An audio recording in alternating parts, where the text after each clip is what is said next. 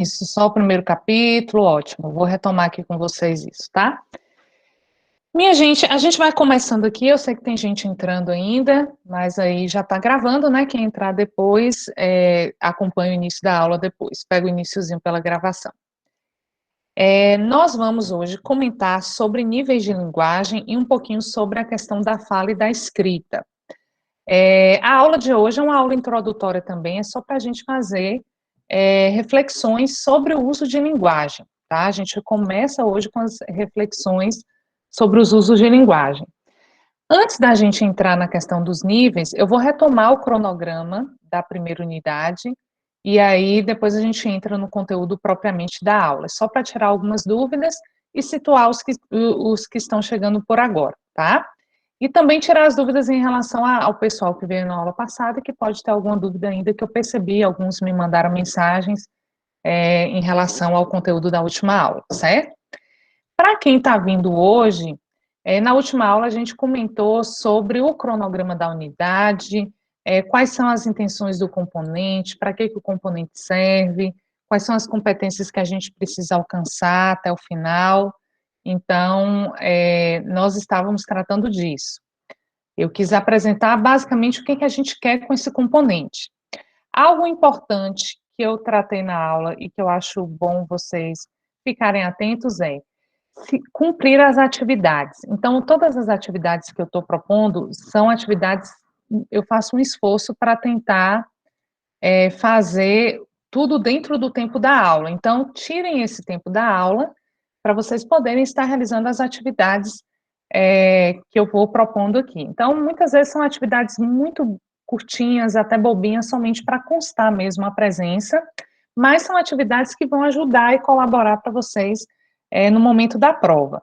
Então, aluno meu, do meu componente, que está presente e que cumpre as atividades, não tem dificuldade na prova, tá? Então, é muito tranquilo se você estiver presente.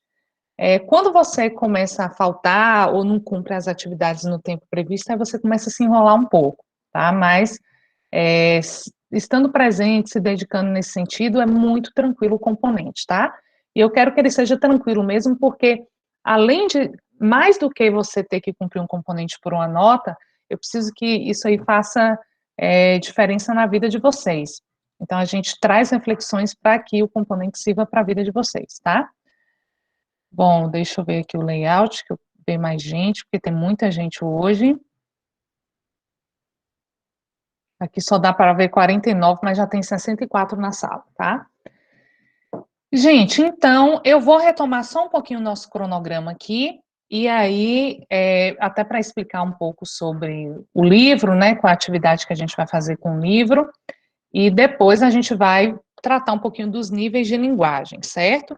Nosso intuito não é ficar no Meet muito tempo, nosso intuito é que o Meet seja uma abordagem, que a gente consiga tratar do conteúdo, mas que a gente não fique o tempo todo da aula aqui. Então, sempre tem uma atividadezinha que você sai do Meet e vai cumprindo essa atividade no restante do tempo. Eu não quero que vocês fiquem no computador o tempo todo, tá? Pelo menos assistindo a aula. Então, vamos lá. Ó, só retomando o cronograma aqui para vocês se situarem, quem não veio na última aula, né, só para esclarecer algumas coisinhas. Olha só, hoje nós estamos no dia 10/3, certo? Hoje o conteúdo da nossa aula são os níveis de linguagem, a gente vai comentar aqui sobre linguagem formal e informal, as diferenças entre fala e escrita, a gente vai comentar e vai ver algumas coisinhas engraçadas que as pessoas fazem na vida, tá? Então, hoje nossa intenção é conversar um pouquinho sobre isso. Na aula passada, que foi o dia 8, nós pensamos as boas-vindas, eu fiz a apresentação do plano de curso e dei algumas orientações gerais do componente que eu vou retomar brevemente aqui, certo? Aí, as aulas das 2 primeiras semanas, o nosso componente, o início do semestre foi no dia 22/2, mas o nosso componente e outros do primeiro semestre, eles começaram na segunda-feira. Então, essas aulas aqui, ó, a gente precisaria repor de maneira gravada, ou de alguma maneira a gente precisaria repor isso aí para cumprir a carga horária do componente. Como nós vamos trabalhar um livro durante o semestre, então eu deixei a leitura do livro na primeira unidade como reposição dessas aulas. O que é essa leitura do livro? Nós vamos trabalhar o livro, como ler livros, no semestre todo. Então, eu peguei o livro, dividi aqui uma parte para a gente trabalhar na primeira unidade, outra na segunda e outra na terceira. Então, é meio que o livro que a gente adotou para trabalhar no componente nessa unidade. Esse livro está disponível já no Google Sala de Aula, no tópico Como Ler Livros. Então, quem não encontrou ainda, é só ir lá no tópico Como Ler Livros. Eu coloquei o livro em PDF e coloquei um videozinho de um professor de filosofia com uma breve reflexão sobre o livro, uma resenhazinha sobre o livro para situar vocês em relação a ele.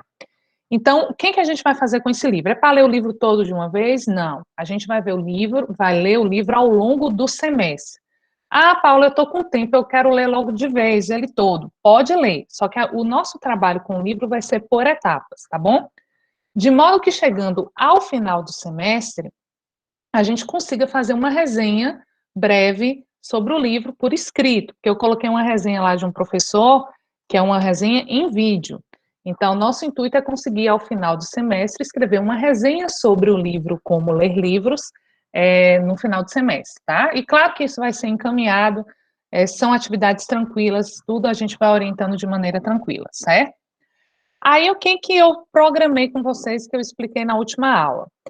Na aula introdutória, que eu já estou repondo o dia 22, é somente, que eu pedi para vocês já fazerem na segunda-feira, né? Era fazer o download do livro. Então, na segunda, o que vocês precisariam para repor dia 22? Fazer o download do livro e assistir o videozinho lá de 18 minutos, que é uma resenha do livro. Então, com isso, repõe o dia 22. Para repor o dia 24, vamos tentar paralelamente a hoje, tá? Então, a gente tem aqui a leitura dessa parte aqui, dos 2 prefácios que o livro tem e do capítulo 1. Então, até hoje, vocês têm que cumprir essa parte aqui, de ler os 2 prefácios mais o capítulo 1, certo? Por e enquanto... quem já leu, professora? Ótimo. Espera aí que eu já vou falar, tá? Então, assim, até hoje, a meta era ler isso aí. Quem já leu, ótimo, né? Porque era para ler até hoje mesmo. Quem não leu ainda, tenta ler hoje ainda, certo? Aí, na segunda-feira, eu vou começar a colocar o formulário. Hoje a gente até vai fazer um teste para vocês entenderem como funciona o formulário. Mas eu vou colocar o formulário com perguntas sobre essa parte. Então, eu vou colocando por etapa. Então, segunda, eu vou liberar o formulário com perguntas sobre essa primeira parte. Aí, na quarta, eu libero o formulário com perguntas sobre a segunda parte. E eu vou liberando aos poucos. Se eu conseguir liberar antes, eu libero antes. Mas, aos poucos, eu vou liberando. De maneira que vocês vão respondendo esse formulário no dia da aula também. Porque eu quero que vocês façam tudo referente ao nosso componente no horário e, no máximo, no dia da aula. Vocês não têm que fazer coisas fora, tá? Então, só na segunda, viu? Para quem já leu, só na segunda que eu vou liberar o formulário dessa parte 1, tá? E talvez eu libere já da parte 2, mas aí eu vou comunicando a vocês, para vocês poderem. Quem já leu, vai adiantando já a segunda parte, ó, que é já os próximos 3 capítulos, e depois até o capítulo 5. Então, na unidade 1, a gente vai trabalhar só até o capítulo 5 do livro, o que dá 70 páginas. Coisa que você lê em uma semana, tá? E aí, gente, falando de leitura, já comentar, na última aula eu comentei brevemente, né? Mas falando de leitura, a gente precisa, mesmo entrando na faculdade, porque quando você entra na faculdade vai ter muita leitura técnica para você fazer. Quando eu falo leitura técnica, é leitura das coisas que você tem que ler lá de filosofia, de sociologia, das disciplinas introdutórias do curso. Então, entrando na faculdade, você já tem muita coisa para estudar e muita coisa para ler, certo? E isso é natural. A nossa tendência, isso eu falo porque eu passei por faculdade também, né? A gente acabar lendo somente aquilo que é referente ao nosso curso. Isso acontece com a maioria das pessoas, né? A pessoa só dá conta de ler aquilo que é referente ao curso, ou seja, a leitura técnica. Quando eu falo leitura técnica, é que eu estou falando essa leitura que é a leitura que você precisa fazer, que é obrigado a fazer, porque você tem que cumprir as atividades do componente. Então, isso já é uma leitura que eu acredito que esse livro que a gente está trabalhando ao longo do semestre vai ajudar muito a vocês terem um desempenho melhor nessas leituras, que são leituras técnicas, com objetivo específico, tá? Mas a gente quer que a leitura desse livro, como ler livros, contribua também para vocês lerem materiais para fruição, ou seja, para distração, para que vocês leiam materiais que sejam para pesquisa e materiais de conhecimento pessoal também. O livro é um livro que ajuda a gente a ter mais efetividade na leitura, para que a gente consiga entender basicamente as finalidades da leitura e fazer isso de maneira mais eficiente. Então, é um livro que a gente trabalhando bem, já no primeiro semestre, vai ser algo que marca a nossa vida toda e ajuda ao desempenho melhor no mundo acadêmico aí também, certo?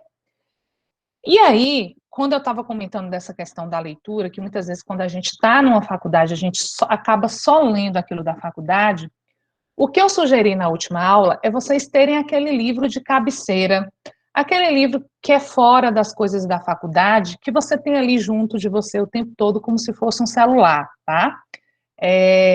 Mais ou menos assim, por exemplo, uma pessoa chega e pergunta para você, oh, que livro você está lendo agora? Então, para a gente criar o hábito de leitura, que vai além da faculdade, é importante a gente sempre estar lendo um livro. Então, aquele livro que você quer ler, aquele livro que é um livro que está fora do seu percurso acadêmico, mas é um livro que você tem necessidade de ler por uma questão de distração, por uma questão de desenvolvimento pessoal, mas sempre estar lendo algum livro. Ah, professora, eu não tenho hábito de leitura. Ah, professora, eu não consigo ler muita coisa, eu tenho dificuldade para ler. A resenha do livro, né, esse trabalho que a gente vai fazer do livro Como Ler Livros, vai desconstruir alguns mitos a respeito da leitura e vai ajudar vocês a lerem de maneira mais eficiente. Eu diria que mais importante do que ler quantidade de livro é você estar lendo sempre, ou seja, ter o hábito de leitura. E hábito é o quê? É você estar sempre, lendo alguma coisinha. Hábito é aquela coisa que todo dia você faz, às vezes de maneira até inconsciente, mas você acaba fazendo todo dia. Então, se todo dia você lê uma página daquele livro, às vezes você não dá conta, você lê um parágrafo, né? Você está ali estudando questões técnicas do seu curso, daqui a pouco você quer descansar um pouquinho daquela leitura, que às vezes exige muito e tal, lê um pouquinho uma outra coisa, pelo menos uns 10 minutos, e depois volta. Então, eu sugiro vocês terem um livro que vocês estejam lendo. Hoje eu ainda não vou fazer essa pergunta, mas no decorrer da unidade vai ter um dia que eu vou perguntar qual é o livro que você está lendo no momento, e aí eu quero que vocês tenham condições de me responder isso, tá bom? Adotem um livro para ler fora do universo acadêmico também, tá? Para constituir o hábito de leitura, certo? Combinado? Vamos se preparar. Pegue um livro qualquer de interesse pessoal de vocês. Eu falo de interesse pessoal, para vocês poderem estar lendo aí, tá? Que aí a gente vai formando o hábito da leitura e não fica refém só da leitura técnica. Então, gente, essa leitura a gente vai fazer durante a unidade, tá? E eu vou colocar para essa aula do dia 24 um formulário para constar a reposição com perguntinhas básicas. Eu não vou colocar perguntas complexas sobre o livro, é pergunta que você vai lá, verifica e responde, tá? Essas perguntas podem ser de múltipla escolha ou podem ser abertas para você simplesmente colocar a resposta ali. Não é nada complexo, é só para poder fazer uma verificação de leitura mesmo, e eu acho que isso ajuda vocês a compreenderem os pontos importantes do livro, certo? Então, é um auxílio para a leitura aí, é como um estudo dirigido. Então, eu vou fazer 3 formulários referentes a cada parte, ó. Então, quando eu liberar o formulário 1 do livro, vai ser referente ao prefácio, capítulo 1. O 2 vai ser do capítulo 2, 3 e 4, e o 3 do capítulo 5. A partir de segunda, eu vou começar a liberar esses formulários, que é o tempo que vocês se situam, tiram as dúvidas e entendem qual é a pegada do livro aí.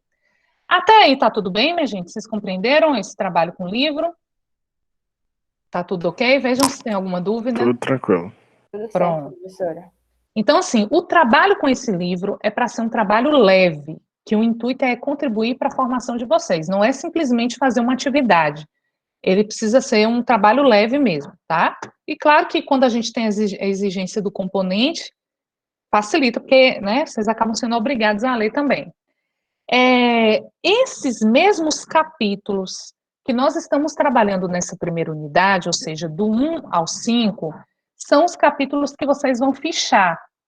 Ah, Paula, eu queria começar o fichamento logo e tal. O que você pode fazer se você já quiser ir se preparando para o fichamento?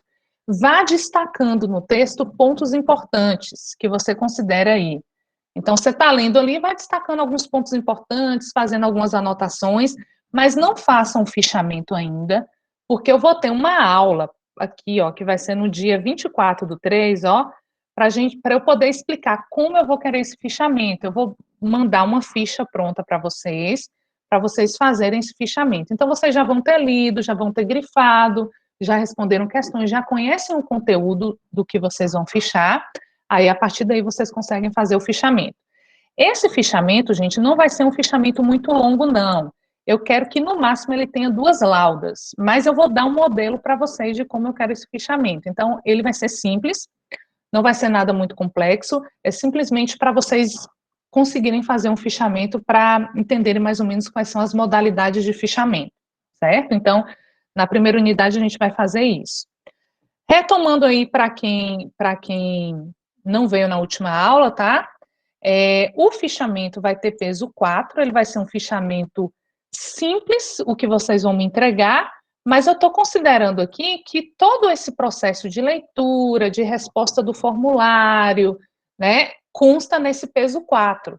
Então, por exemplo, se você não respondeu as questões do formulário, isso aí também é avaliação para essa questão do fichamento, tá? Então, responder aos formulários com as perguntas que eu estou fazendo faz parte do bom desempenho no fichamento. Então, essa nota inclui essas respostas do formulário, só que eu vou dar nota no fichamento.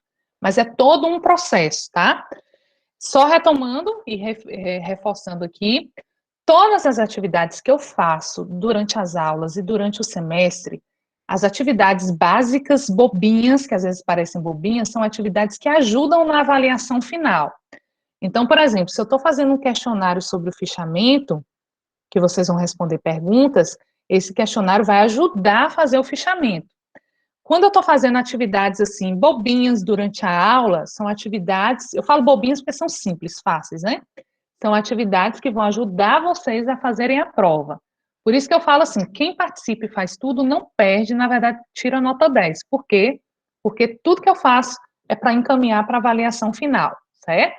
Então, na primeira unidade, a gente vai ter essas 2 avaliações, ok? Bom, vou partir para o conteúdo da aula de hoje, tá? E a gente vai comentar aqui algumas coisinhas, olha só. E vai ter uma brincadeirazinha para vocês fazerem hoje também lá no grupo do WhatsApp, certo? Já tem alguém que respondeu um negócio aqui, foi Celino, quer ver? Ah, não, foi Débora. Débora já respondeu a atividade de hoje. Ó, eu vou apresentar aqui alguns slides, vocês vão até se divertir com esses slides, porque é só para a gente saber a situação das pessoas na vida em relação ao uso da língua portuguesa, tá? Então, hoje é meio que a gente vai brincar mesmo aqui hoje. E depois vocês vão responder um questionáriozinho básico, só com 4 coisinhas para marcar, para a gente entender quais são os níveis de linguagem que a gente pode lidar, tá? Então, hoje está bem tranquilo essa primeira aula. Deixa eu compartilhar a tela aqui. Eu coloquei uns slides aqui, eu preciso compartilhar.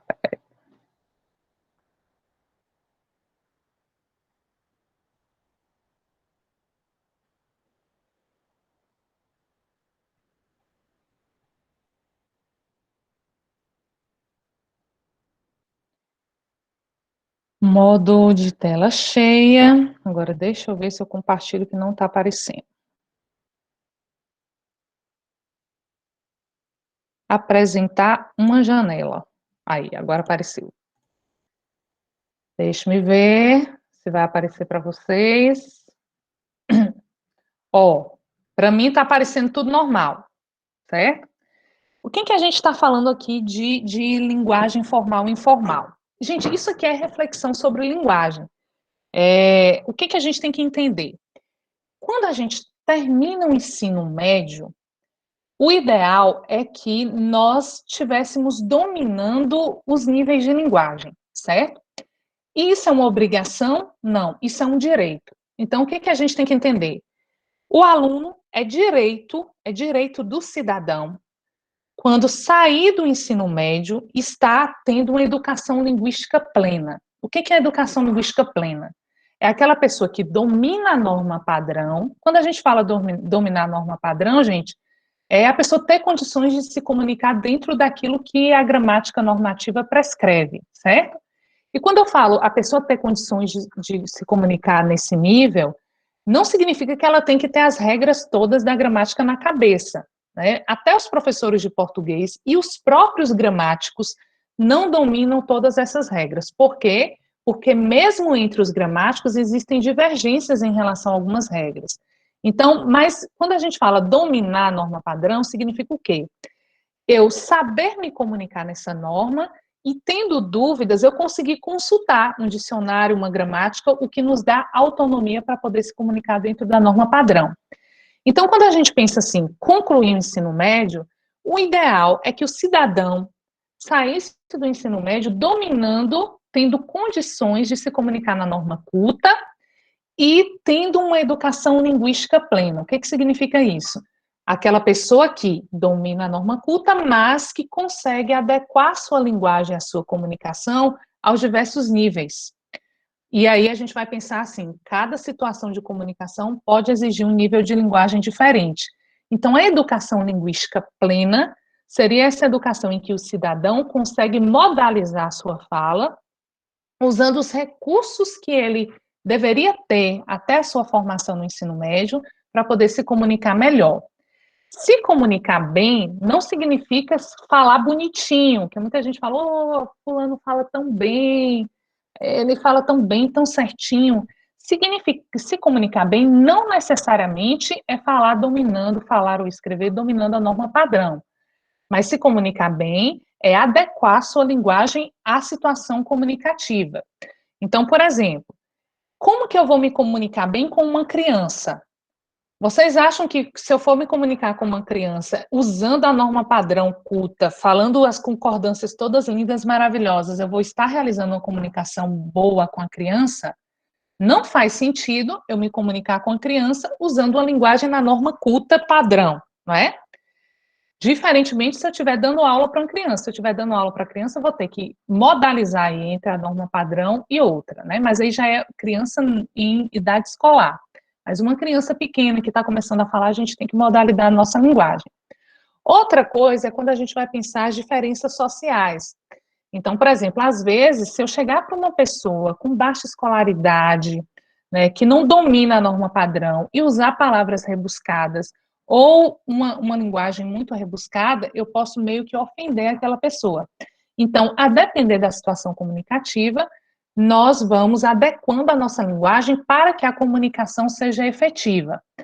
Então, a princípio, a nossa preocupação é que nossa comunicação seja efetiva. Nossa comunicação ser efetiva envolve muitos recursos. Não é só o domínio da norma culta, mas também o domínio da linguagem corporal, compreender as diferenças entre a fala e a escrita. A gente tem que entender que a fala apresenta recursos que a escrita não apresenta e vice-versa. Então, na escrita, eu vou ter recursos, por exemplo, como a pontuação. A pontuação é um recurso que não está presente na fala e contribui muito para a compreensão das ideias na escrita. Na escrita, eu tenho um recurso da divisão em parágrafos e da estética textual. Então, eu tenho recursos como tipo de letra, cores, caixa alta, caixa baixa, tudo isso são recursos da escrita e que, se bem usados, torna a comunicação escrita mais eficiente. Quando a gente vai para a fala, nós temos recursos como entonação, expressão, gestos, postura, coisas que fazem total diferença na nossa comunicação de forma oralizada, certo? Então, dominar esses recursos faz parte da nossa competência comunicativa. Não é só dominar a norma padrão. É obrigatório dominar a norma padrão? Claro, o cidadão, ele tem direito a dominar a norma padrão. Não é uma questão de dever, é de direito. E quando a gente começa a compreender isso, nós vamos ver que, como é comum no nosso país, né, e tantos outros também, muitos dos nossos direitos são negados, E esse direito à educação plena, à educação linguística plena, também nos é retirado, porque a gente conclui o ensino médio e ainda não dá conta de se comunicar minimamente na norma padrão. Então, a gente, a princípio, tem que começar a pensar isso como um direito, né? E não somente como uma obrigação. Ah, eu odeio português, não sei o quê. Não, você não tem que odiar, você tem que dominar aquilo, porque aquilo é uma competência que o cidadão precisa, certo? Um direito seu. Então, talvez, se você odeia português, pode ser algum trauma de algum professor que fez alguma coisa com você e você não está aguentando. Mas a gente precisa começar a mudar a nossa mentalidade em relação à língua portuguesa, entendendo que é um recurso que eu tenho para me comunicar melhor, é um recurso que eu tenho para me situar socialmente, para eu poder conviver socialmente. Quanto mais recursos a gente tem, melhor a gente alcança os nossos objetivos. A linguagem é poderosa. A gente tem que compreender que dominar a comunicação é ter poder. E se a gente começar a observar o mundo a partir da linguagem e da comunicação, a gente vai perceber o quanto a linguagem tem poder. Eu costumo brincar assim, né? Antes da criação do mundo, a gente tem aquela ideia de que no início era o verbo. Então, tudo começa na linguagem. Daí a gente tem que pensar, tudo que eu jogo para o universo com as minhas palavras, a gente tem que pensar o quanto isso é sério.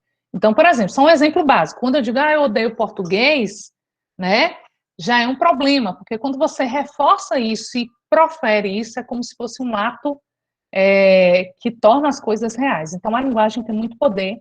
Quanto melhor a gente dominar isso, a gente vai se desempenhar melhor e vai conquistar melhor as coisas. Eu diria que dominar a linguagem é você mudar de classe social, né?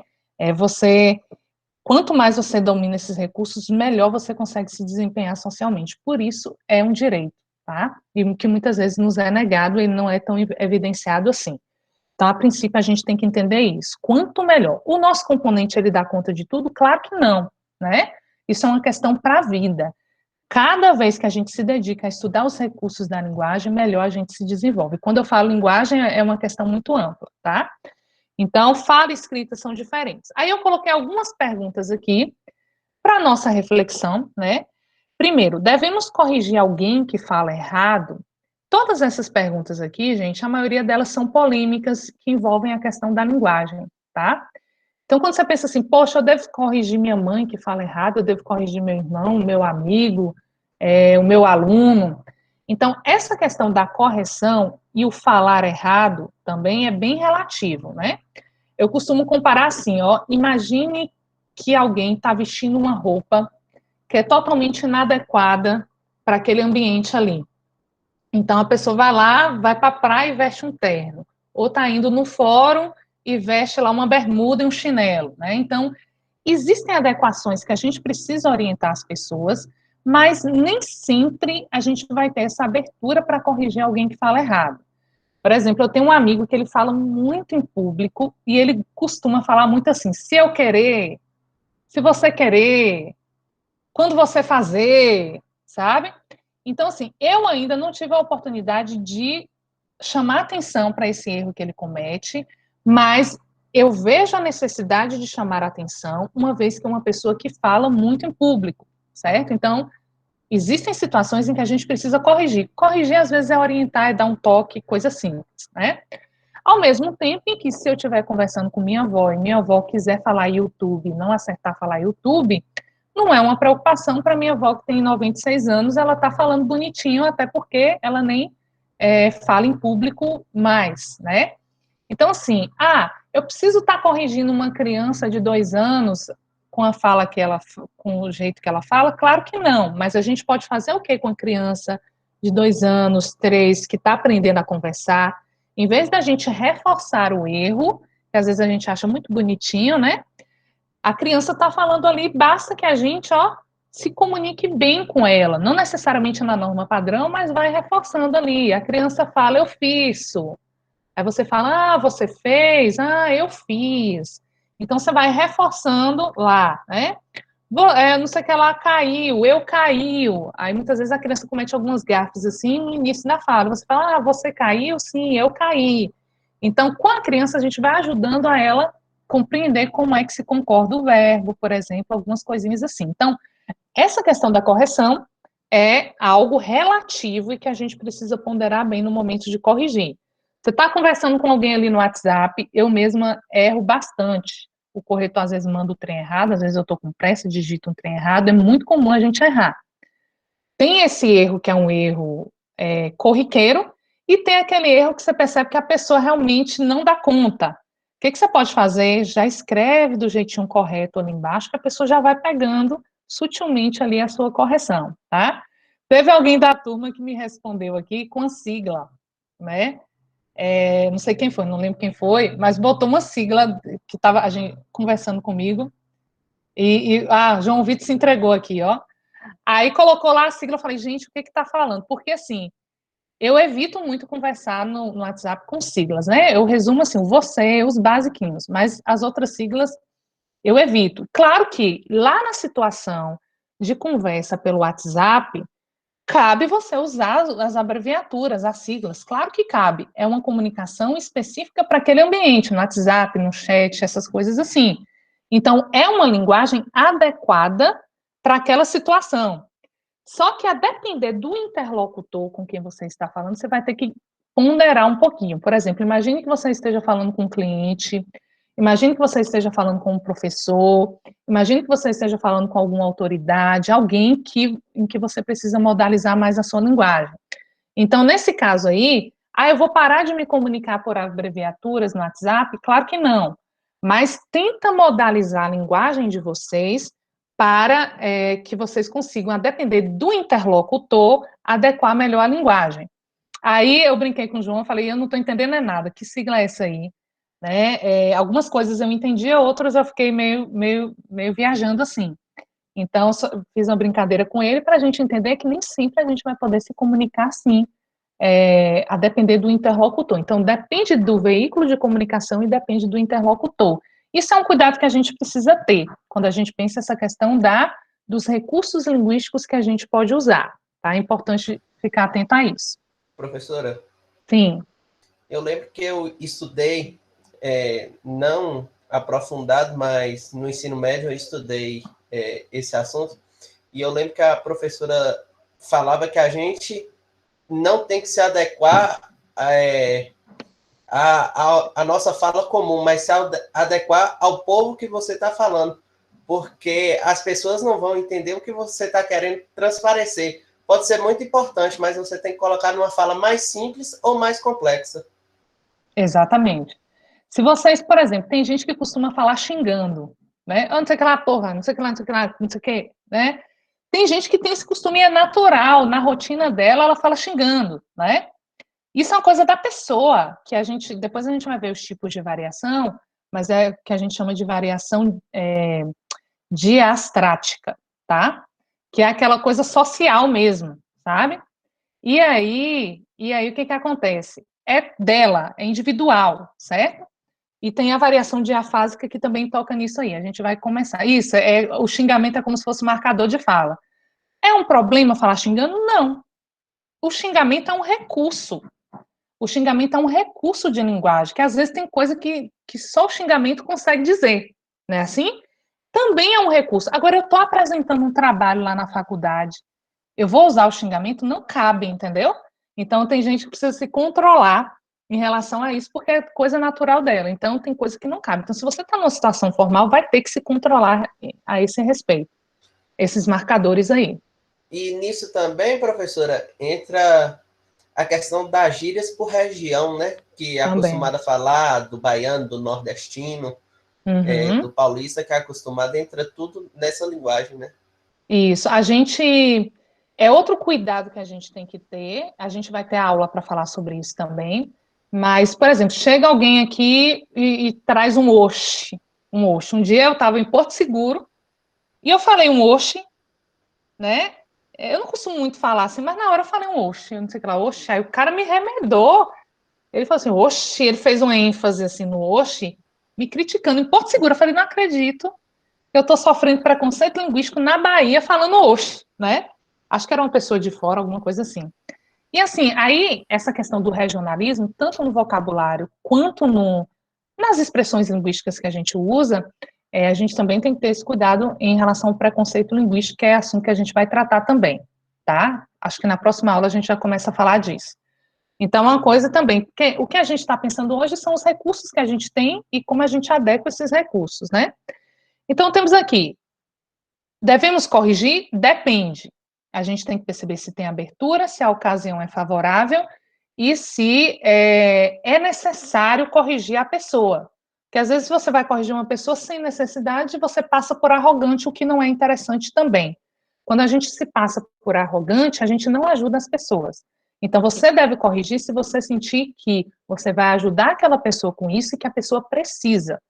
Uma vez eu recebi um SMS de um laboratório, em que eu fui no laboratório fazer exames, né?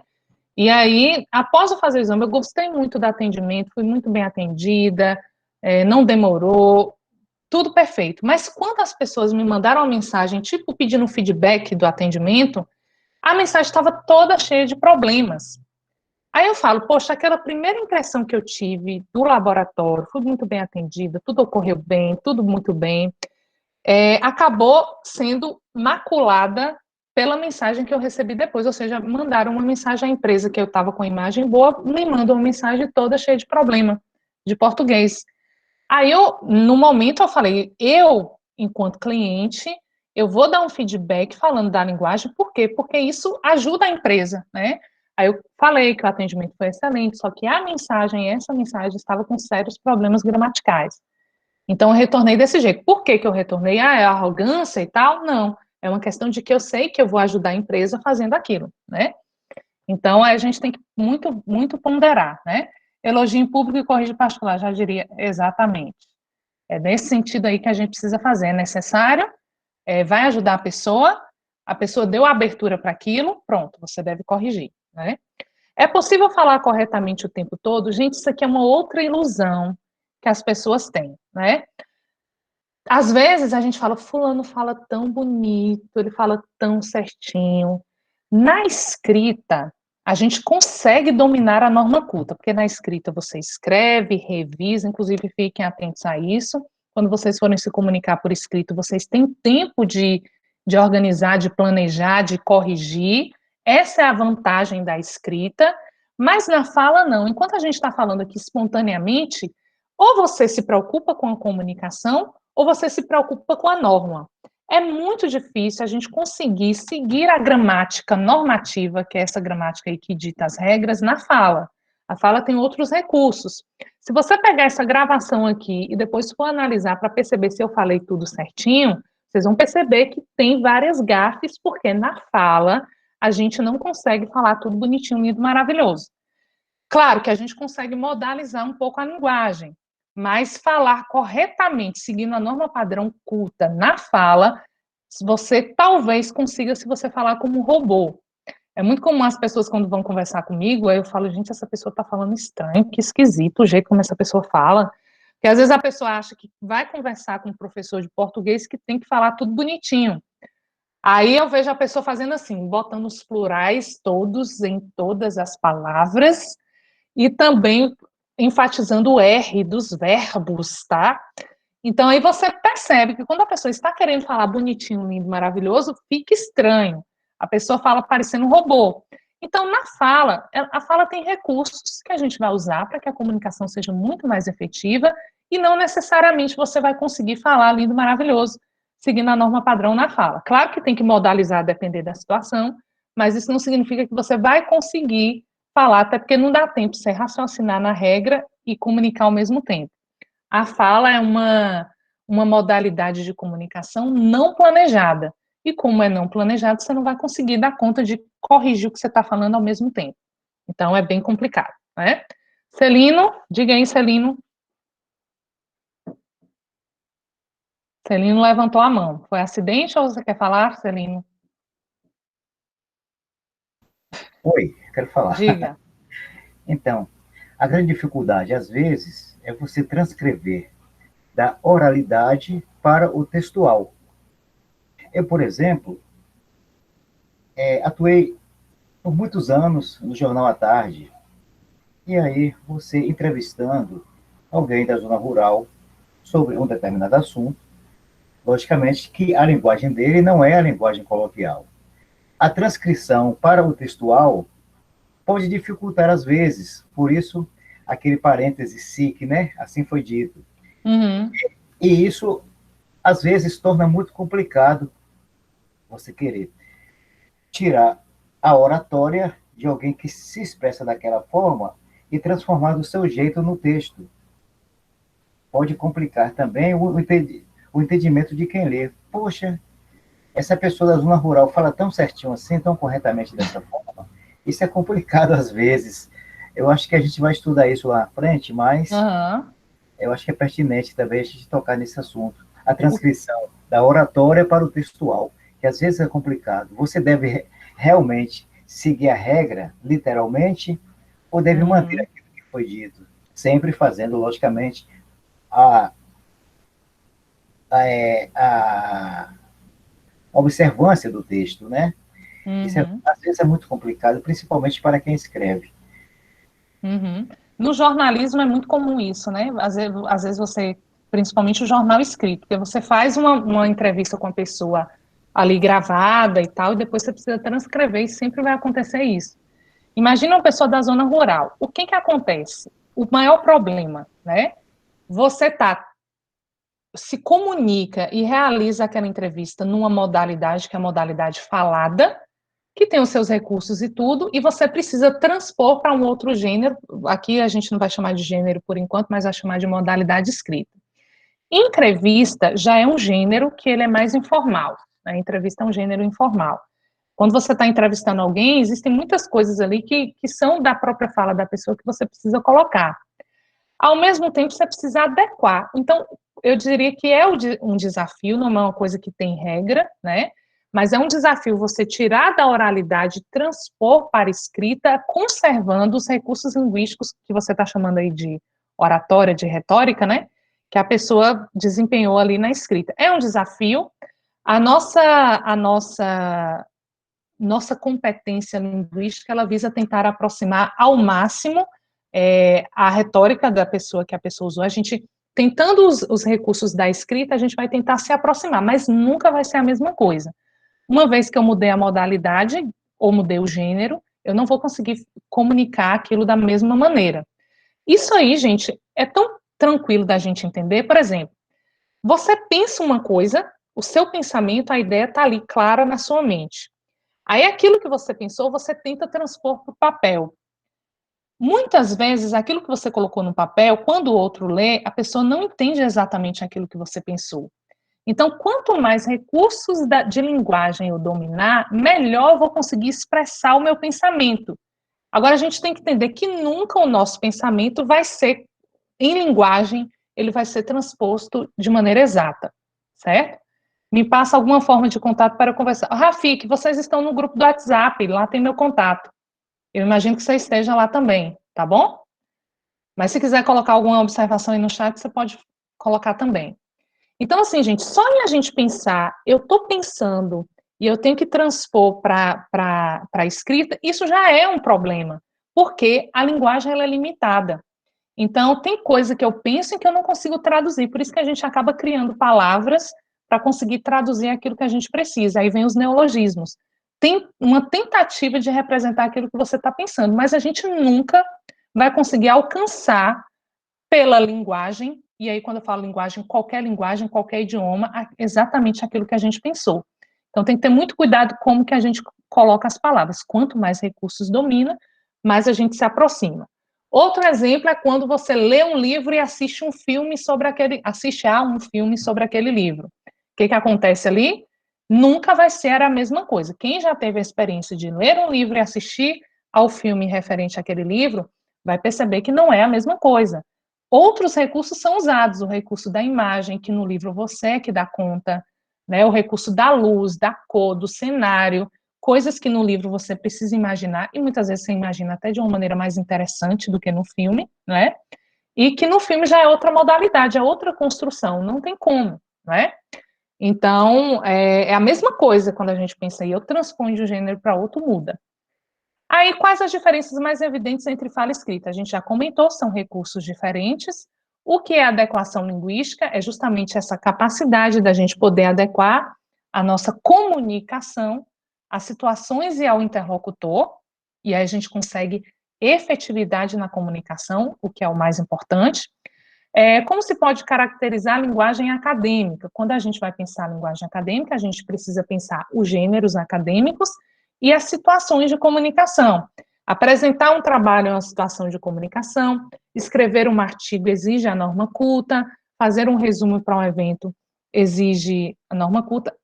Daniele, era para estar aparecendo, o slide está aparecendo para vocês, minha gente? Que aqui, para mim, está constando que está aparecendo. Não, Daniele, não. Alguns estão dizendo que sim, outros que não. Se você estiver pelo celular, pode ser que vocês estejam me vendo e tem outra tela com slide, tá? Aí a maioria diz que está aparecendo, então tá tudo bem. Pode ser aí pelo celular que talvez você tenha que achar a tela. Sabe o que acontece, gente? É porque eu estou projetando o slide em um computador e minha imagem está aparecendo em outro. Então, pode ser que na hora que vocês vão ler, procurem a Paula Barreto, que está projetando o slide. Eu estou com 2 computadores aqui, para eu poder ver vocês e projetar o slide. Aí, por isso que, às vezes, para alguns não aparece se estiver pelo celular, tá bom? Aí, tentem se situar aí. É porque eu projeto em um computador e vejo vocês em outro. Estou com 2 monitores aqui. Aí, às vezes, não aparece. O que mais? Como se pode caracterizar a linguagem para o mercado de trabalho? Então, a linguagem acadêmica, ela é formal e técnica. A gente tem que lembrar que, além da linguagem formal, existe uma linguagem técnica. O que é essa linguagem técnica? Cada profissão tem sua linguagem técnica. Então, se eu for escrever dentro de letras, um artigo no campo das letras, eu vou ter uma linguagem técnica ali. E todas as profissões. Aqui a gente tem gente do ramo do direito, fisioterapia, farmácia, tem vários cursos aqui, né? Engenharia.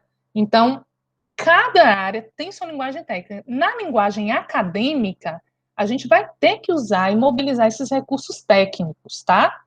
Quando a gente vai para o mercado de trabalho, eu estou lidando com pessoas que são ou os meus pares, ou seja, quem são os pares? Os meus colegas. Então, com os meus colegas de profissão, eu consigo me comunicar usando a linguagem técnica, mas se eu for me comunicar com o cliente, com o paciente, eu já vou ter que adequar a minha linguagem. Imagine alguém da engenharia da computação falando a linguagem técnica toda do computador para um cliente que pediu para formatar o computador. Não vai funcionar, entendeu? Então, assim, vocês precisam pensar que existe uma linguagem técnica que nós usamos com os pares. O que são os pares? Os nossos colegas de profissão, e uma linguagem acadêmica que a gente uma linguagem que a gente adequa ao paciente, ao cliente. Dá até para usar a linguagem técnica? Dá, mas você precisa explicar o que é aquilo para a pessoa, né? Direito acontece muito isso, e todas as profissões, isso vai acontecer. Imaginem um aluno de fisioterapia que chega lá o paciente para fazer lá a fisioterapia e você usa, é porque sua pátula, sua não sei o quê, omoplata, não sei o quê, não vai fazer sentido, né? Então a gente vai adequando aí. Linguagem acadêmica e linguagem no mercado de trabalho envolvem o técnico e a adequação. Qual a diferença entre as linguagens acima mencionadas e a linguagem literária? Gente, a linguagem literária, a gente, quando entra na faculdade, acaba abandonando um pouco. Por isso que eu estou falando para vocês lerem algumas outras coisinhas. Fora disso, lê um poema um dia, lê um conto algum dia, nem que seja coisinhas curtas, mas não deixem de ler coisinhas mais literárias, porque a literatura traz muito essa questão do recurso de linguagem. A norma culta, ela é pautada na literatura. Então, assim, quando a gente lê literatura, vai facilitando a gente ampliar os nossos recursos de linguagem. Claro que, na maioria das situações da comunicação acadêmica, a gente não vai poder usar linguagem figurada, mas a literatura traz recursos que são importantes. E o estilo, por último que eu coloquei aqui a questão do estilo, o que a gente tem que pensar? Assim como a voz, a impressão digital, a íris do olho, todas as nossas características fenotípicas, também a linguagem, cada um apresenta de sua maneira, tanto na fala quanto na escrita. E isso é algo importante. Todo mundo que vai escrever, não existe ninguém que escreva igual a ninguém. Isso vai desde a grafia, que é uma questão física, até o jeito como a pessoa coloca as ideias. Então, a gente observa em muitas investigações que são feitas pensando essa questão do estilo de linguagem, porque Se a pessoa muda o estilo de linguagem, é muito provável que ali já seja outra pessoa se comunicando com ela, né? E também o plágio, muitas vezes o plágio é descoberto com essa questão do estilo de linguagem, porque a impressão que a gente tem quando várias pessoas fazem um trabalho, cada um faz uma parte, ou quando a pessoa está plagiando, a impressão que a gente tem é que a gente começa a ler o texto, aí a pessoa está escrevendo de um jeito, parece que daqui a pouco baixa um santo, aí baixa um santo e outra pessoa começa a psicografar ali o texto. Então, cada pessoa tem um estilo de linguagem. Quando você copia e cola alguma coisa sem ser citação, a gente percebe que mudou o estilo e percebe que ali ou é outra pessoa falando ou é um plágio. Então, todo mundo escreve de maneira diferente. Isso é algo que a gente precisa desenvolver o nosso estilo, porque o nosso estilo é individual, ele tem que estar adequado, mas é o nosso jeito de escrever. Então, muitos escritores, eles se destacam pelo estilo, né? Se a gente for pensar aí, o jornalista, ele se destaca pelo estilo, o escritor se destaca pelo estilo, e mesmo na produção acadêmica, o nosso estilo faz diferença quando a gente vai fazer um trabalho. Ele pode ser muito mais fácil de ler, muito mais adequado, muito mais prazeroso do que quando a gente não tem um estilo, certo? Quer dizer, todo mundo tem um estilo. O que a gente precisa é desenvolver, amplificar, melhorar o nosso estilo de linguagem, certo? Bom, para a gente entender quanto é sério essa questão de dominar os recursos e a comunicação, eu coloquei só alguns exemplos aqui para a gente finalizar essa abordagem, ó. A gente tem aqui, qualquer peça, R$ 20, exceto algumas peças. Até que a pessoa escreveu tudo certinho, mas olha só, qualquer peça, R$ 20, exceto algumas peças. O exceto está correto, está tudo escrito corretamente, mas a comunicação está bem feita? Se a gente observar, está contraditória, ou seja, é qualquer peça ou só são algumas peças? Né? Então, uma placa que se contradiz, né? Isso aqui é só o começo, vamos lá, o povo já está rindo, mas tem mais coisa aqui. Atendimento exclusivo para linguiças. É um problema, né? Então, você tem ali uma placa, um lugar que só vai sair as linguiças lá, mas é triste, porque a pessoa não entende, ela está fazendo, ela teve a intenção de se comunicar, mas não observa o contexto ali de comunicação, o negócio dá errado, fica esquisito. E a situação só piora, ó. Aqui, gente, é aquele caso que eu falei para vocês, ó. Você está percebendo que é uma pessoa com baixa escolaridade, que está vendendo água, ou seja, ela não sabe escrever água. Aí o que a gente faz numa situação dessa? Pode até rir, mas sabe que a pessoa precisa de ajuda, né? Então, aqui é uma situação em que a correção vai fazer bem para a pessoa. Eu falo, seu cartaz está errado, faça outro cartaz, escreve assim, né, que está correto e tal. Então, aqui é uma situação de comunicação em que a gente precisa ajudar a pessoa. Alguém levantou a mão? Daniele? Fui eu, professora. É só um comentário sobre isso. Eu vi, acho que foi no Facebook, se eu não me engano. É uma senhora que ela divulgava seu serviço, acho que doméstica, se eu não me engano, e a escrita foi toda incorreta. Aí o pessoal começou a rir e tal nos comentários. Aí teve um rapaz que veio e fez e corrigiu toda a divulgação dela, toda escrita corretamente. Uhum. Aí o pessoal começou a elogiar e tal. Isso. Então, assim, isso aqui, a princípio é engraçado, né? Poxa, a pessoa está vendendo água, porque assim, não é só uma questão de não ter escolaridade, gente, mas assim, a pessoa está vendendo água e ela vai fazer um cartaz. O que eu falo de educação linguística é um pouco de cuidado. A pessoa está vendendo água, ela olha ali no rótulo como é que escreve água e copia, né? Então, às vezes, é uma questão de desleixo mesmo, não é só uma questão de não escolaridade, mas, poxa, deixa eu ver, vou fazer meu cartaz, eu copio aqui, né? Então, por exemplo, quando você está lá em dúvida como se escreve uma palavra, gente, qualquer ser humano vai ter dúvida como se escreve uma palavra, e até palavras simples.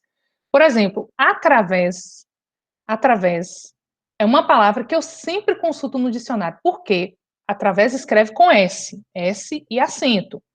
Mas eu vejo tanto as pessoas escreverem através com Z, que tem hora que eu fico, meu Deus do céu, o que está acontecendo? Será que é com Z ou com S? De tanto eu ver as pessoas escreverem errado. Então, quando eu fico na dúvida, até uma coisinha simples dessa que o tempo todo eu estou lidando, eu vou no dicionário para ajudar minha cabeça a lembrar como escreve corretamente. Então, o dicionário é uma coisa que vocês têm que ter. Inclusive, aproveitando aqui a situação, que eu já tinha que ter falado isso na primeira aula, eu não falei, tenham um dicionário no computador de vocês e no celular de vocês. Esse dicionário do celular, assim, tá escrevendo lá no WhatsApp, vixe, como é que escreve? É com Z ou com S? Vai no dicionário e consulta. Tá no computador fazendo o trabalho, o tempo todo consulta. Daqui a pouco eu vou mostrar para vocês aqui o que eu tenho no meu computador, que é gratuito, é o dicionário da Porto Editora. Eu uso há muito tempo esse dicionário, ele é muito bom. Você consegue baixar ele no computador, grátis, e também consegue baixar o aplicativo para uso no celular. Então, grátis, funciona muito bem, há muito tempo eu utilizo, e é um recurso aí que vocês têm que ter. Eu falo no computador, porque vocês não vão ficar carregando dicionário, né? Mas tenho no celular e tenho no computador. Desinstala o joguinho lá do celular, instala o dicionário, ele é leve, cabe, e vai dar tudo certo. Aí tem aqui o bichinho inflável, tá vendo? Aí você vê uma etiqueta que, imagina aí, teria que ser formal e a pessoa escreve errado, né? O que mais? Orelha de frango. Aí aqui você fica assim, orelha de frango, 9,98. Orelha de frango, gente. Tem condições, né? A pessoa escreve a coisa e não pensa o que está fazendo, né? É proibido esfoliar os jornais. É engraçado, mas aqui é outra situação que a pessoa precisa de ajuda. Agora a pessoa trabalha numa banca de jornal e põe um cartaz desse, aí mata, né? Porque você está vendendo uma coisa que você não sabe escrever nem ler. Então aí também é um caso de ajuda. Então tem coisa que a pessoa precisa de ajuda. Não é só distração, entende? É aqui, ó, a pessoa está vendendo sal do Himalaia e escreve queijo campo cottage com sal de malária. É aquela coisa de desatenção, que pega o negócio, pega o potinho e coloca lá, copia, entendeu? Então, na dúvida, copia igual, tá lá que não tem erro, né? Em todas as aves frescas, ó, só hoje em todas as aves frescas, exceto o coelho. Então, tipo, exceto o coelho, então estou entendendo que o coelho é ave, né? Então, também tem uma coisa assim que é de conhecimento de mundo também, certo? Aqui, pizza brotinho com guaraná 2,50. Pizza também, a pessoa vende o produto e não sabe como escreve o nome do produto, que é uma coisa complicada. Então, atenção, questão de atenção. Guaraná sabe escrever, mas pizza não sabe. Aqui ficou triste. Aqui é um problema de tipografia. Não é uma questão né? A pessoa põe uma frase de um lado e outra frase de outro lado com a mesma cor, mesmo tipo de letra e dá nisso, dá um problema aí complicado, né? Proibido comer crianças acima de 5 anos no veículo, mesmo no colo passam, aí é triste, né, gente? Teria que ler uma de um lado e outra de outro, aí pega faz uma tipografia desse jeito, aí é complicado, viu? Sem nem o que comentar, pula. Pobres, isso aqui é só resenha, né? Pobres é um vende sanduíche aí para as pessoas, né? Sanduíche acessível. Aqui, atenção, coloque a mão no saco para pegar o pão. Se a pessoa não raciocinar bem, que tem gente que não raciocina bem, vai dar problema, né? Depois, frango bovino. Quando vocês encontrarem, me fala se é bom, tá? Aí o povo colocou ideologia de gênero, mas frango bovino é um boi que é frango ou é um frango que é boi? Complicado, né? Bosteca, a bosteca suína, tá bom? Deve ser um temperado com cocô, alguma coisa assim. Cuidado vrido. Aí acho que chama a atenção, a pessoa não vai bater mesmo, não. A intenção foi essa, valeu aí a comunicação, né? A pessoa vai ficar olhando assim, vai até raciocinar. Deixa eu ver se tem mais. Aqui eu fiquei muito preocupada, sinceramente, eu fiquei muito preocupada. Ainda bem que não está tendo aula presencial. Porque você tem volta às aulas com a faca e eu fiquei muito preocupada mesmo, né, com a nossa segurança aí. Ainda bem que está sendo à distância. Aí, rejuvenescimento facial. Tudo bem, mas aí numa loja de roupa, meio complicado, né? E aí, vamos ver. Depois, por enquanto é isso. Acabou. Mas é isso, gente. É aquela coisa de não passar vergonha na vida. Por isso que eu falo que dominar os recursos de linguagem é a gente, né, sobreviver. É uma questão de sobrevivência. Eu falei que eu ia falar de alguma coisa, eu esqueci o que eu ia falar. Eu ia mostrar alguma coisa aqui para vocês, eu esqueci. Ah, o dicionário. O dicionário, gente. Deixa eu apresentar a tela inteira. Ó, tá a minha tela inteira aqui. Deixa eu ver se compartilha. Esse dicionário, procurem esse dicionário, está aqui embaixo na minha aba, acho que vocês estão vendo aí, duas vírgulazinhas, ó, é o dicionário da Porto Editora. Anotem aí, Porto Editora, excelente, ó, para você ter no seu computador. Então, você faz a consulta, também a mesma coisa funciona no dicionário, vou botar o através aqui, ó, através, estou escrevendo errado, através, e aí você procura a palavra, tem definição, tem exemplo, funciona muito bem porque a gente precisa o básico do dicionário. Esse mesmo você consegue baixar no seu celular e usar na vida, tá? Gratuito. Dicionário da Língua Portuguesa da Porto Editora. Então baixem isso, tem dicionários que são caríssimos para você ter no seu computador. Um que é ótimo é do OWISE, mas custa R$ 500 para você comprar o dicionário e ter o CD para colocar no seu computador. Esse aqui é gratuito, então aproveitem, tá bom? Então, no computador e no celular para viver com esse dicionário, certo? Funciona muito bem, eu uso ele bastante. E agora, gente, eu quero só que vocês respondam, isso vai contar como lista de presença, eu vou colocar o link aqui no chat, e vocês vão responder agorinha, que eu já vou observar a resposta de vocês. E alguém já respondeu aqui também, mas é um formulário que vocês vão ver 4 níveis de linguagem e vocês vão marcar que nível de linguagem vocês acham que é. Clique aí nesse link. Eu coloquei, vou até abrir aqui para vocês também verem. Isso aqui vai ser o nosso registro de presença, tá? Clique aí no link para ver se vocês estão acessando direitinho. Eu coloquei aqui, na última aula eu perguntei para vocês o nome completo, qual é o curso, a cidade onde mora, e hoje eu coloquei a idade também para conhecer mais um pouquinho vocês, tá? Se vocês são alunos de primeiro semestre ou são alunos que estão em outros semestres aí, cursando componente também. E aí depois vocês vão ler 4, antes de responder, leiam, tá? 4 trechinhos e vocês marquem que linguagem você acha. Cada trecho vai ser um tipo de linguagem diferente. Então, marquem aí agora, eu vou dar 10 minutinhos para vocês responderem, e eu já comento com vocês as respostas, tá? Aí isso já conta como registro de presença e, e, e apresentação também, e atividade de hoje. Vou marcar aqui 7 minutos para vocês responderem. Vou até desligar a câmera e marcar 7 minutos para não interromper, tá? Não saiam do Meet aqui, que a gente vai discutir ainda, eu vou falar de outra brincadeira que a gente vai fazer.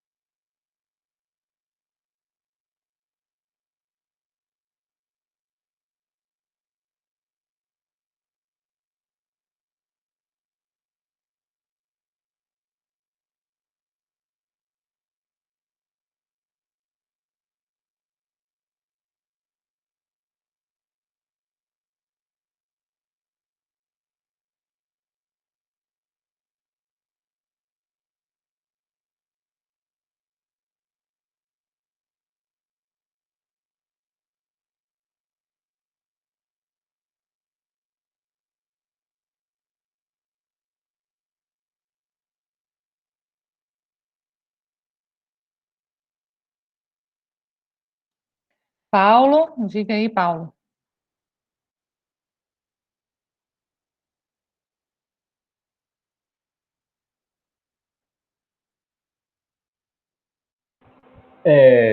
Com licença, que é bom dia. Não sei se o microfone está funcionando, se Tá o fone está funcionando. funcionando, né? Tá Tá tudo funcionando ok. ok. Na primeira alternativa, aquilo ali, eu acho que tem. Eu acho que isso aí que tá errado mesmo, ou é um errinho de pronúncia naquela primeira alternativa. Uhum. A gente vai comentar. Vamos comentar aqui, daqui a pouco eu vou abrir. Viu? Ok, ok. Uhum. Vamos ver se tem algum probleminha. Pode ser que tenha. Deixa eu ver, gente. Temos quanto aqui? 47 respostas, 66 pessoas. Professor, eu já terminei. Aí apareceu para ver a pontuação, já pode ver, né? Pode, pode. Aqui é só para a gente registrar a presença mesmo e só comentar. Aqui eu tô vendo, ó, quem tá mandando, ó, 50 respostas. Ô, Pro, pera aí que eu vou tentar entrar ainda, viu? Que o notebook tá... Professor, eu tava na conta errada, eu vou tentar entrar ainda, tá bom? Na conta Eu tava de na e-mail? conta de Rafik do meu namorado, eu coloquei na minha agora. Ah, tá. É só colocar o e-mail no formulário, o e-mail que vocês usam no Meet, tá? A gente sempre priorizar, eu esqueci de reforçar isso, o e-mail que vocês estão usando no Google Sala de Aula. Tentar entrar sempre com ele, que às vezes acontece acidente, né, de você entrar com outro computador e com o e-mail de outra pessoa.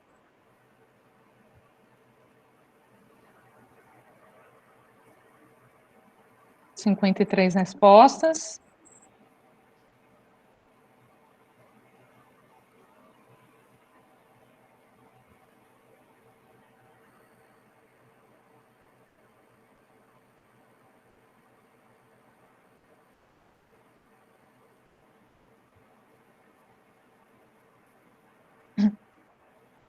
Gente, eu vou começar a discussão, mas quem estiver respondendo pode continuar, porque a intenção desse formulário viu? Pode continuar respondendo, Júlia. É mais registrar a presença na aula, tá? Então, quero que todo mundo responda para registrar a presença, ok? Vamos ver aqui. Cadê? Ó, temos aqui, vocês preencheram, aí a questão 1, ó, vamos direto ao assunto. Interface gráfica ou não, muitas vezes é preciso trabalhar com o prompt do DOS. Quem falou que tinha erro aqui foi Paulo? Continua. Sendo aborrecedor esforçar-se na redigitação de subdiretórios longos ou comando mal digitados. Revista tal, tal, tal. O que você achou de erro? Ah, não, foi no. Ou comando mal digitados, foi isso. Ou Mas eu acho comando que tá mal certo. digitados. É Deve porque ser. aqui está concordando com subdiretórios ou comando. Acho que está concordando com os dois. A intenção foi essa, né? Ok. Gente, o Isso. que eu queria comentar com vocês é o seguinte: aqui é uma atividade bobinha, simples. Eu falei que cada um vocês iam pensar uma resposta, né? Mas, por exemplo, aqui a gente vê que é uma linguagem técnica, certo? Porque está usando termos técnicos e tal. Mas, assim, a linguagem técnica, necessariamente, ela é culta também, certo? Só que, assim, se eu tenho a opção entre técnica e culta, eu vou marcar culta. Por quê? Porque eu estou percebendo termos técnicos sendo utilizados aqui. Mas não quer dizer que, quando eu digo que isso aqui é técnico, isso não é culto. Toda linguagem técnica, ela acaba sendo culta. Só que, além de dominar, de estar na norma padrão, ela também ela acaba sendo técnica. Agora, eu posso usar uma linguagem técnica fora da norma padrão? Posso. De repente, eu estou conversando com uma pessoa ali e falo usando uma linguagem técnica, e aí ela vai estar não padrão, mas ainda é uma linguagem técnica. Bia disse, eu tenho 2 e-mails, aí eu coloquei um outro diferente do que está logado aqui, a lista de chamada vai ver pelos e-mails aqui. Ó, hoje não tem problema, tá? Porque eu pedi o nome completo de vocês, mas todas as atividades, gente, que vocês forem fazer, avaliativas, tudo, até mesmo entrar no Meet, tenta entrar logado com o e-mail que está no Google Sala de Aula, tá bom? Porque facilita para a gente avaliar, para a gente entrar em contato, e também é o registro de vocês, porque o ideal é que esteja com o mesmo e-mail do Google Sala de Aula. Ah, prof, eu entrei no Google Sala de Aula com o e-mail errado. Então, entra com o e-mail certo e tira o e-mail errado de lá. Porque quando a gente vai avaliar, principalmente numa turma grande, acaba sendo ruim para a gente, que a gente se atrapalha bastante, tá? É só para facilitar um pouco para a gente. Depois a outra aqui, o mais forte e apreciável motivo para o estudo dos assuntos humanos é a curiosidade. Esse é um dos traços distintivos da natureza humana. Ao que parece, nenhum ser humano é totalmente destituído, apesar do seu grau de intensidade variar enormemente, tal, tal, tal. Quando a gente vai lendo aqui, a gente percebe que não é uma linguagem formal, culta, com palavras rebuscadas nem técnicas, mas ela está dentro da norma padrão. Então, ela é uma linguagem culta, ela não é técnica, porque você não está vendo termos técnicos aqui, também não é literária, porque você não percebe figuras sendo enfatizadas aqui. Então, ela está numa linguagem simples, mas é culta ainda, porque está seguindo as normas da linguagem padrão, tá? Depois você tem, sei lá, acho que vai ficar legal. Aí você já percebe que o nível é outro, linguagem coloquial, ó, para não ficar esquentando tanto. Então, aqui está na cara, ó eu usando tá na cara, tá vendo? Linguagem coloquial. E por último, o céu jogava tinas de água sobre o noturno que me devolvia a São Paulo. Você já percebe que tem uma linguagem metafórica figurada aqui, linguagem literária, tá bom? Então a gente percebe pelo tom de linguagem qual é o nível que ela está. Quando a gente pensa em nível de linguagem, a gente pode falar nesses 4 aqui, culta, coloquial, técnica e literária, e também pensando em nível de linguagem, a gente pode pensar da oralidade para escrita e vice-versa, ou também pode pensar aí do formal até o menos formal. Lembrar que tudo isso é um contínuo, tá? Porque às vezes assim, a gente pega textos que são estritamente formais e textos que são estritamente coloquiais, mas entre um e outro, a gente vai ter um contínuo. O texto vai, alguns gêneros vão se formalizando mais até chegar no nível mais formal. Então, é um contínuo, não é ou um ou outro. Por exemplo, crônica. Crônica é um gênero que tem elementos informais, mas não necessariamente é coloquial, como isso aqui, que é um uso de gírias, entende? Então, existem níveis aí que cada texto podem estar, tá? Então, isso aqui a gente já registra a presença, deixa eu ver quantas respostas nós temos. Tinha que ter 66, tem 60. Ah, não, tá certo, porque 2 aqui sou eu, então tá certinho, todo mundo respondeu. Ok, agora, gente, uma coisinha que eu quero que vocês façam lá no WhatsApp, vocês vão se divertir bastante também. Hoje é só diversão, né? Ó, eu vou mandar o link aqui no chat e também lá no grupo do WhatsApp para vocês, tá? Eu queria que vocês fizessem um teste de dominância cerebral. O que que é isso? Só para eu avaliar como os meus alunos são, certo? É um teste de personalidade, vou colocar aqui o link, vejam se vocês conseguem abrir.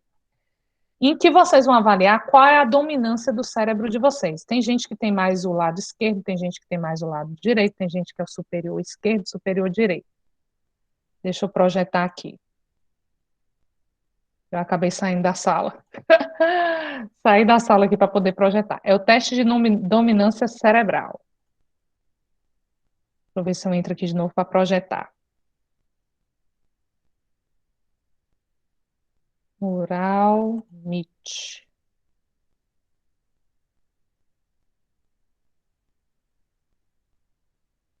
Vejam aí se vocês conseguem clicar no link que eu mandei.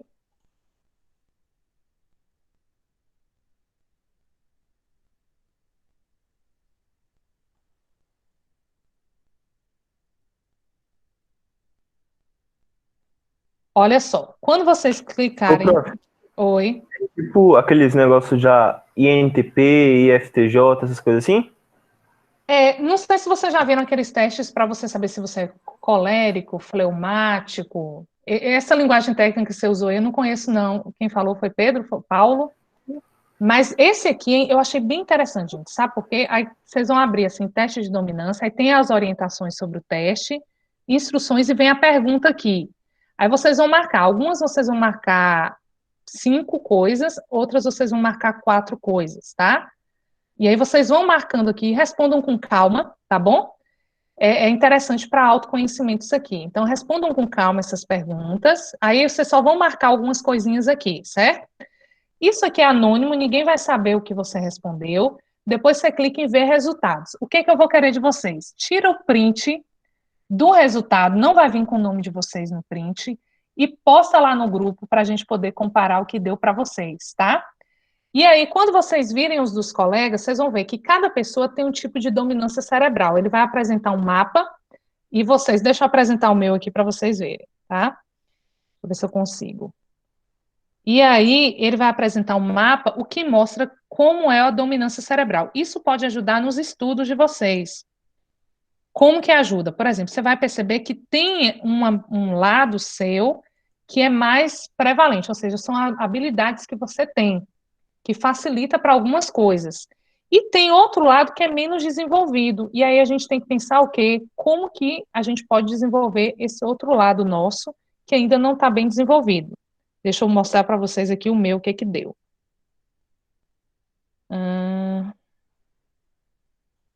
Que aí vocês vão colocar no grupo lá, porque aí um colega vai olhando do outro e vai compreendendo melhor o seu, sabe? Deixa eu ver se eu consigo projetar aqui, ó. Vou ver se vai dar certo ou não.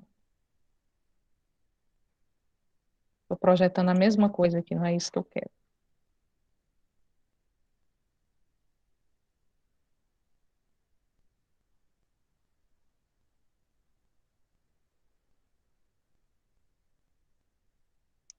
Uma janela aqui, consegui. Então, por exemplo, aqui o meu, deixa eu ver se projeta. Tá indo, ó. Vai sair esse resultado aqui para você, ó. Teste de dominância cerebral. Então, esse mapa aqui vai mostrar qual é o lado do seu cérebro que você mais usa, o que representa comportamentos, habilidades e várias coisas. O meu deu superior direito. Aí tem uma observação aqui, tipo, eu sou uma pessoa na linha experimental, que é a pessoa que tem a dominância superior direito. Então, é uma pessoa que tem insights, imagina, especula, corre riscos, é impetuoso, quebra regras, gosta de surpresas, percebe oportunidades, gosta de arriscar, se inventar soluções e tal. Então, tem algumas coisas aqui que vocês vão ver, que vocês vão perceber se realmente se identifica ou não. Então, olhando aqui o meu mapa, que desenvolve o superior direito, tem algumas coisas que realmente são habilidades que eu tenho. Quando eu olho o superior esquerdo, que é mais analítico, e vocês vão ver pela resposta dos colegas, vocês vão ver que o analítico tem algumas características. Então, se o seu está baixo aqui como o meu, ó, você vai ver o que é o lado analítico. É aquela pessoa que gosta de fazer conta, de analisar mais as situações e tal. Quem gosta de raciocínio lógico desenvolve muito esse aqui superior esquerdo, ó. Então, tem gente que vai ter isso aqui mais alto. Aí tem que desenvolver o potencial de risco, tá? Aí, por exemplo, vai ter gente que é inferior esquerdo, que é a linha do controlador, aquela pessoa que é organizada, que faz tudo no prazo, que é mais controlada em relação às coisinhas. Aí tem que ver qual é o lado que está embaixo para tentar desenvolver mais. E o inferior direito, eu esqueci o nome que se dá aqui, mas é aquela pessoa que gosta mais de estar com pessoas, de dialogar, de ajudar os outros. Então, tem vários perfis. Compartilhem lá no grupo, vai ser muita gente, mas o que vocês fazem?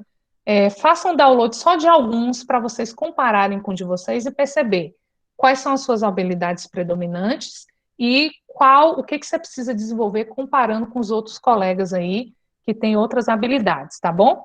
Isso pode ajudar também a gente mais para frente a dividir grupos. O ideal é que, quando você vai fazer uma atividade em grupo, você coloque pessoas com dominâncias diferentes, ó.